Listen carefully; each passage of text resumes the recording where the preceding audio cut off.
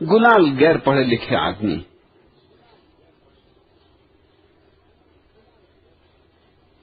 उनके शब्दों से ही साफ हो जाए। इसके पहले कि हम उनके शब्दों में उतरे, उनके सीधे साधे शब्दों में डुबकी मारें, उनके सीधे साधे शब्दों का स्वाद लें। एक घटना जो अभूतपूर्व है, जो मनुष्य जाति के पूरे इतिहास में कभी नहीं घटी,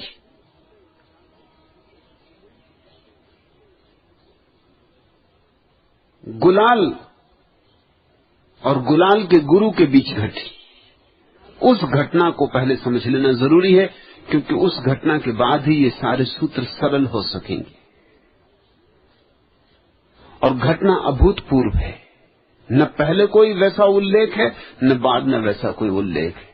फिर दोबारा कभी घटेगी इसकी आशा भी नहीं,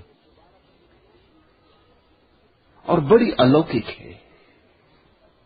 गुलाल शिष्य थे बुल्ला साहेब के। ये तो कोई बात खास नहीं, बुल्ला साहेब के बहुत शिष्य थे और हजारों सद्गुरु हुए हैं और उनके लाखों शिष्य हुए। इसमें कुछ अभूतपूर्व नहीं। अभूतपूर्व ऐसा है कि गुलाल एक छोटे मोटे जमींदार थे और उनका एक चरवाहा था बुलाकी राम। लेकिन बुलाकी राम बड़ा मस्त आदमी था, उसकी चाल ही कुछ और थी, उसकी आंखों में खुमार था, उसके उठने बैठने में एक मस्ती थी। कहीं रखता था पैर, कहीं पड़ते थे, और सदा मगन रहता था। कुछ था नहीं उसके पास मगन होने को, चरवाहा था।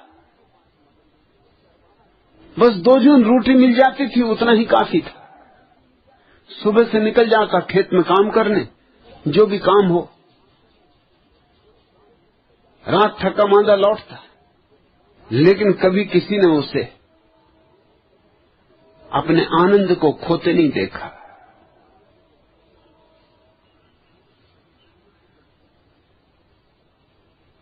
एक आनंद की आभा उसे घेरे रहती थी।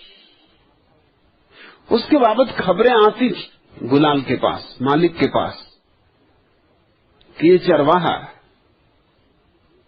कुछ ज्यादा काम करता नहीं, क्योंकि हमने इसे खेत में नाचते देखा। काम ये क्या खाक करेगा? तुम भेजते हो गायें चराने, गायें तो एक तरफ चरती रहती, ये झाड़ पर बैठ के बांसुरी बजाता है। हाँ, बांसुरी गजब की बजाता है, ये सच, मगर बांसुरी बजाने से और गाय चराने से क्या लेना देना? तुम तो भेजते हो कि खेत पर ये काम करे, और हमने इसे खेत में काम करते तो कभी नहीं देखा। झाड़ के नीचे आंख बंद करके बैठे जरूर देखा। ये भी सच है कि जब ये झाड़ के नीचे आंख बंद करके बैठता है तो इसके पास से गुजर जाने में भी सुख की लहर छू जाती, मगर उससे खेत पर काम करने का क्या संबंध है? बहुत शिकायतें आने लगी, और गुलाल मालिक थे, मालिक का दंभ और अहंकार। तो कभी उन्होंने बुलाकी राम को गौर से तो देखा नहीं, फुर्सत भी न थी। और भी नौकर होंगे, और भी चाकर होंगे, और नौकर चाकरों को कोई गौर से देखता है? नौकर चाकरों को कोई आदमी भी मानता है? तुम अपने कमरे में बैठे हो, अखबार पढ़ रहे हो, नौकर आके गुजर जाता है, तुम ध्यान भी देते हो? नौकर से तुमने कभी नमस्कार भी किए है? नौकर की गिनती तुम आदमी में थोड़ी करते हो। नौकर से तुमने कहा है आओ बैठो कि 2 क्षण बात करें? ये तो तुम्हारे अहंकार के बिल्कुल विपरीत होगा। खबरें आती थी, मगर गुलाम ने कभी ध्यान दिया नहीं था। उस दिन खबर आई सुबह सुबह कि तुमने भेजा है नौकर को कि खेत में बुआई शुरू करे। समय बीता जाता है बुआई का, मगर बैल हल को लिए एक तरफ खड़े और बुलाकीराम झाड़ के नीचे आंख बंद किए डोल रहा। एक सीमा होती है। मालिक सुनते सुनते थक गया था। कहा मैं आज आता हूं और देखता हूं। जाकर देखा तो बात सच थी। बैल हल को लिए खड़े थे किनारे, कोई हाँकने वाला ही नहीं था, और बुलाकीराम वृक्ष के नीचे आंख बंद की डोल रहे थे। मालिक को क्रोध आया।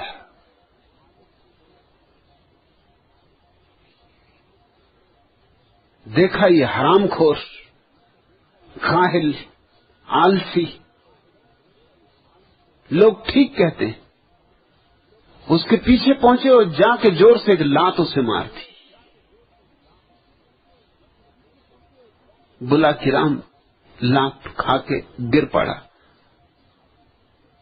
आंखें खोली, प्रेम के और आनंद के अश्रु बह रहे थे। बोला अपने मालिक से, मेरे मालिक, किन शब्दों में धन्यवाद दूं, कैसे आभार करूं? क्योंकि जब आपने लात मारी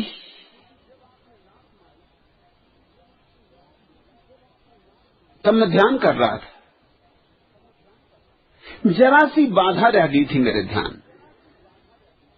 आपकी लात ने वो बाधा मिटा दी। जरा सी बाधा जिससे मैं नहीं छूट पा रहा था। जब भी ध्यान में मैं मस्त हो जाता हूं तो यही बाधा मुझे घेर लेती। ये मेरी आखिरी अड़चन थी। गजब कर दिया मालिक आपने भी। मेरी बाधा यह कि जब मैं मस्त हो जाता हूं ध्यान में तो गरीब आदमी हूं। साधु संतों को भोजन करवाने के लिए निमंत्रण करना चाहता हूं, लेकिन है ही नहीं भोजन करवाऊं। तो बस ध्यान में जब मस्त होता हूं तो मानसी भंडारा करता हूं। मन ही मन में सारे साधु संतों को बुला लेते हूं, आ जाओ, सब आ जाओ, दूर दूर देश से आ जाओ। और पंक्तियों पर पंक्तियां साधुओं की बैठी थी।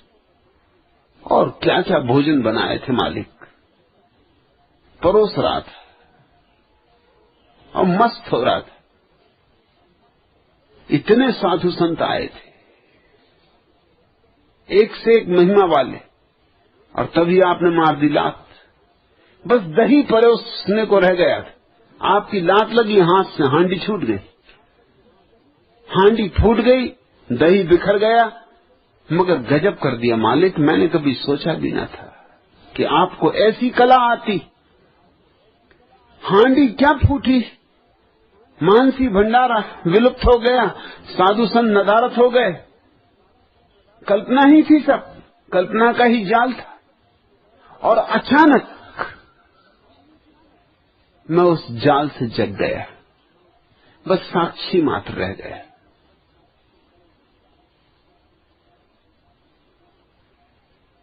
आंख से आंसू बह रहे हैं आनंद के और प्रेम के। शरीर रोमांचित है, हर्षोन्माद से एक प्रकाश झर रहा है।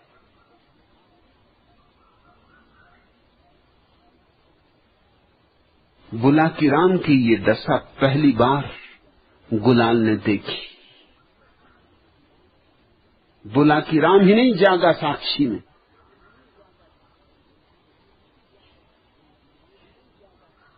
अपनी आंधी में गुलाल को भी उड़ा ले गया। आंख से जैसे एक पर्दा उठ गया। पहली दफा देखा कि ये कोई चरवाहा नहीं,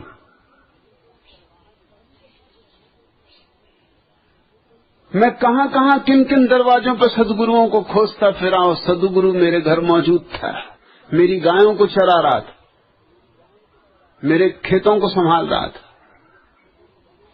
गिर पड़े पैरों में, बुलाकी राम न रहे, बुल्ला शाह हो गए। पहली दफा गुलाल ने उन्हें संबोधित किया, बुल्ला साहिब, मेरे मालिक, मेरे प्रभु। साहब का अर्थ प्रभु। कहां थे नौकर, कहां हो गए शाह। शाहों के शाह कहते हैं बहुत फकीर हुए हैं, लेकिन बुल्ला शाह का कोई मुकाबला नहीं। और ये घटना बड़ी अनूठी इसलिए है कि युगपत घटी। सदगुरु और शिष्य का जन्म एक साथ हुआ। सदगुरु का जन्म भी उसी वक्त हुआ, उसी सुबह, क्योंकि वो जो आखिरी अड़चन थी वो मिटी। इसलिए भी अद्भुत है कि वो आखिरी अड़चन शिष्य के द्वारा मिटी। हालांकि गुलाल ने कुछ जान के नहीं मिटाई थी, आकस्मिक था, मगर निमित्त तो बने। शिष्य ने सदगुरु की आखिरी अड़चन मिटाई। इधर गुरु का जन्म हुआ, इधर गुरु का आविर्भाव हुआ, उधर शिष्य के जीवन में क्रांति हो गई। बुल्ला साहब को कंधे पर लेकर लौटे गुलाल। वो जो लात मारी थी ना, जीवन भर पश्चाताप किया, जीवन भर पैर दबाते रहे। बुल्ला साहब कहते मेरे पैर दुखते नहीं, क्यों दबाते? वो कहते वो जो लात मारी थी। 30-40 साल बुल्ला साहब जिंदा रहे, गुलाल पैर दबाते रहे, एक क्षण को सांस नहीं छोड़ा। आखिरी क्षण में भी बुल्ला साहब के मरते वक्त गुलाल पैर दबा रहे थे। बुल्ला साहब ने कहा आप तो बंद कर रहे पागल। पर गुलाल ने कहा कि कैसे बंद करूं, वो जो लात मारी थी, गुरु को लात मारी। बुल्ला साहब लाख समझाते कि तेरी लाश से ही तो मैं जागा, मैं अनुग्रहित हूं, तू नाहक पश्चाताप मत कर। लेकिन गुलाल कहते वो आपकी तरफ होगी बात, मेरी तरफ तो पश्चाताप जारी रहेगा। लेकिन एक साथ ऐसी घटना पहले कभी नहीं घटी थी कि सदगुरु हुआ और शिष्य जन्मा। एक साथ युगपत एक क्षण में ये घटना घटी। ये आग दोनों तरफ एक साथ लगी और दोनों को जोड़ गई।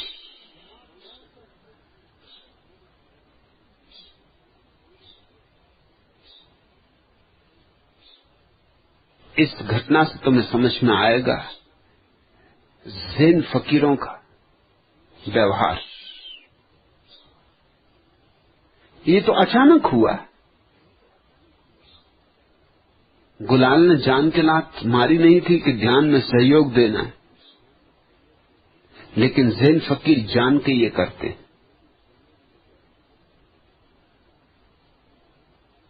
शिष्य ध्यान में बैठा है और हो सकता है ज़ेन गुरु उसके सिर पे चोट मार दे। कभी कभी बड़े अद्भुत परिणाम हो जाते, क्योंकि कभी कभी जरा सा झटका और तुम अपनी कल्पना जाल से छिटक जाते हो, एक क्षण को छिटक जाते। जरा सी दूरी पैदा हो जाती तुम्हारे मन में और तुम में, बस उतनी ही दूरी,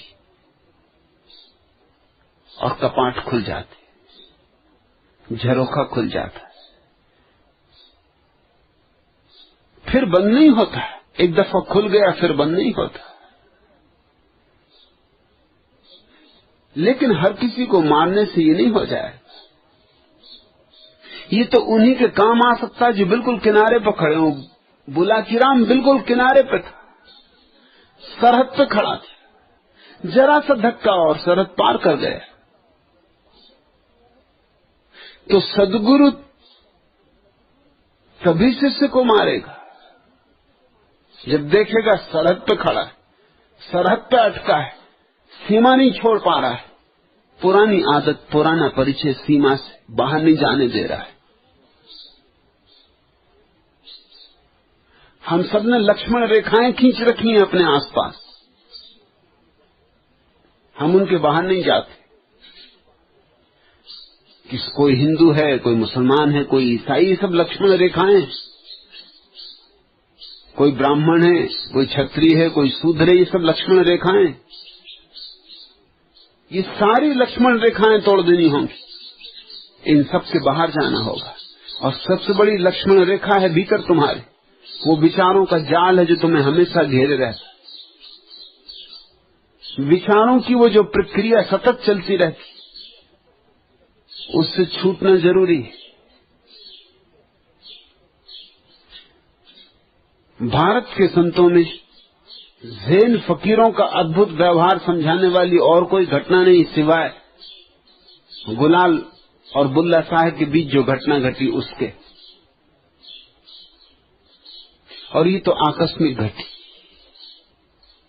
लेकिन ज़ैन सदगुरु देखता रहता है शिष्य को, जांचता रहता है शिष्य को,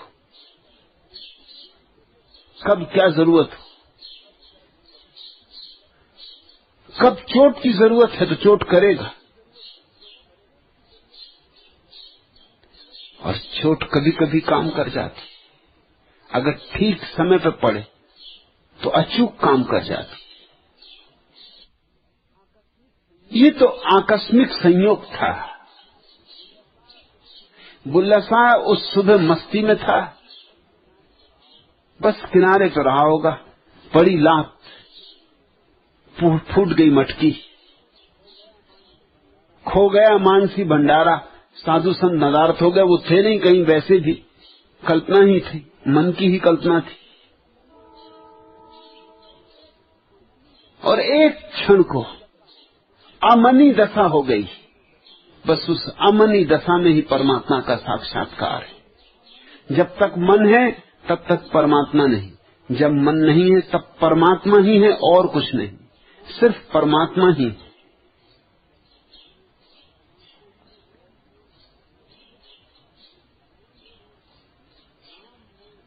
राम मोर पुंजिया मोर धना, निस बासर लागल रहुरे मना। गुलाल कहते हैं कि मैंने तो एक ही पूंजी देखी दुनिया में और वो राम, एक ही धन देखा दुनिया में और वो राम। क्यों? क्योंकि धनियों को निर्धन देखा। सच तो यह है कि धनी से ज्यादा निर्धनता का बोध किसी को भी नहीं होता। गरीब को गरीबी इतनी नहीं सालती, इतनी नहीं अखरती जितनी अमीर को अखरती। गरीब के पास तुलना का उपाय नहीं होता, उसने अमीरी जानी नहीं, बाहर की भी अमीरी नहीं जानी तो बाहर का तो कोई मापदंड उसके पास नहीं, भीतर की भी नहीं जानी। गरीबी ही जीवन है, वो गरीबी से अभ्यस्त हो गया है, उसके पास गरीबी के विपरीत कोई अनुभव नहीं है जिसकी पृष्ठभूमि में वो समझ पाए कि मैं कितना गरीब हूं। अमीर के पास बाहर धन इकट्ठा होता जाता है, जैसे जैसे बाहर धन के ढेर लगते वैसे वैसे भीतर गरीबी के गड्ढे साफ दिखाई पड़ने लगते हैं। जहां पहाड़ खड़े होते वहां खाइयां हो जाती, बाहर पहाड़ खड़े होने लगते हैं धन के और भीतर निर्धनता की खाई साफ होने लगती। जितना बाहर धन हो उतना ही भीतर अखरता है निर्धन होना, और बाहर का धन भीतर तो ले जाया नहीं जा सकता, उसे भीतर ले जाने का कोई उपाय नहीं।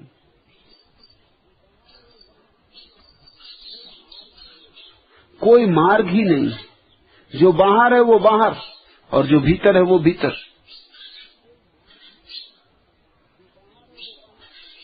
तुम हीरे जवाहरातों को भीतर न ले जा सकोगे,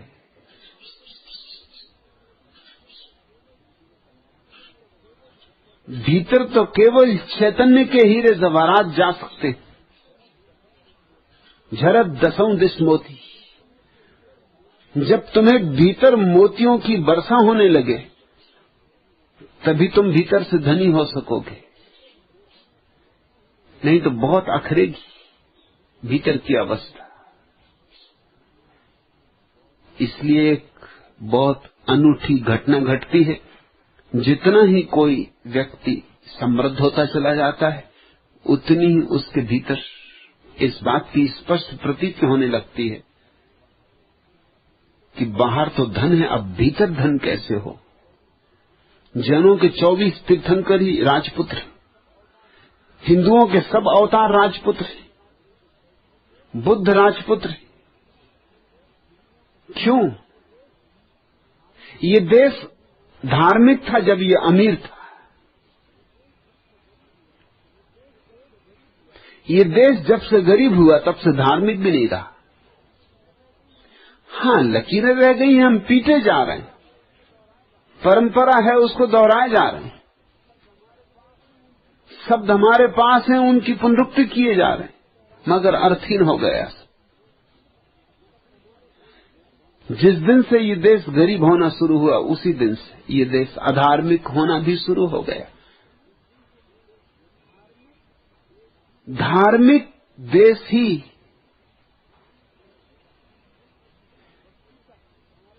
वस्तुतः जीवन के सत्यों की खोज कर सकता है। और धार्मिक देश होने के लिए जरूरी है एक समृद्धि हो, एक प्रतीति होने लगे साफ बाहर और भीतर में कि बाहर सब है और भीतर कुछ भी नहीं। आज पश्चिम में धर्म की बहुत जोर से आकांक्षा है, बड़ी खोज, और उसका कारण है विज्ञान के द्वारा दी गई समृद्धि। बाहर समृद्धि हो गई, अब भीतर का खालीपन अखर रहा है, पीड़ा पकड़ रही है। लोग खोज पर निकले। मेरे पास लोग आते हैं सारी दुनिया से, और उनमें से न मालूम मुझसे आके कहते हैं, न मालूम कितने लोग अक्सर, कि क्या बात है, भारतीय लोगों को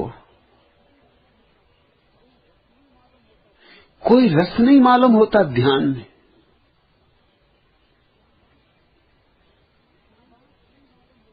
क्या बात है, उनके भीतर कोई अभीप्सा नहीं मालूम होती,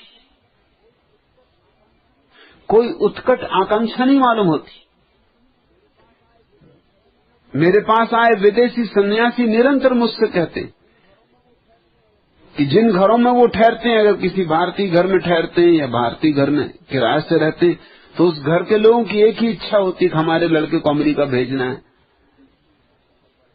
यूनिवर्सिटी में भर्ती करवा देना, स्कॉलरशिप दिलवा देना, फोर्ड फाउंडेशन से कुछ पैसा मिल जाए, रॉकफेलर फाउंडेशन में कोई पहचान तो नहीं है। अमेरिका से आया हुआ युवक भारत ध्यान सीखने आया है, लेकिन जो भी भारतीय उससे मिलते हैं उनकी सारी उत्सुकता ये होती है कि वो अमेरिका कैसे पहुंच जाएं, ऑक्सफोर्ड कैम्ब्रिज में कैसे भर्ती हो जाएं, उनके लड़के इंजीनियर, वैज्ञानिक और डॉक्टर कैसे हो जाएं। उन्हें ये ख्याल में नहीं आता कि डॉक्टर, वैज्ञानिक और इंजीनियर ध्यान सीखने भारत आ रहे हैं, वो अपने बच्चों को इंजीनियरिंग सीखने बाहर भेज रहे हैं। ध्यान सीखने में उनका कोई रस नहीं।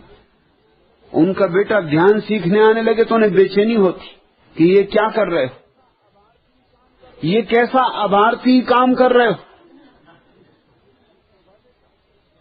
ये शोभा देता है। अरे पढ़ो लिखो, पढ़ोगे लिखोगे तो बनोगे साहब, पढ़ोगे लिखोगे तो बनोगे नवाब। यहां इच्छा है नवाब बनाने की। मेरे सन्यासी मुझसे कहते हैं कि भारतीयों की उत्सुकता इतनी ही होती, तुम्हारा रेडियो हमें बेच दो, तुम्हारी घड़ी हमें दे दो। वो ये पूछते ही नहीं कि तुम यहां क्यों आए हो,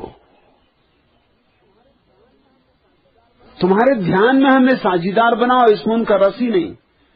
अगर उनको वो निमंत्रित भी करते हैं कि चलो कभी आओ, तो वो कहते हैं कि हमें फुर्सत कहां, समय कहां, और 1000 काम है। और हमें मालूम ही है कि ध्यान क्या है, और हम तो गीता पढ़ते हैं, और गीता में सब है।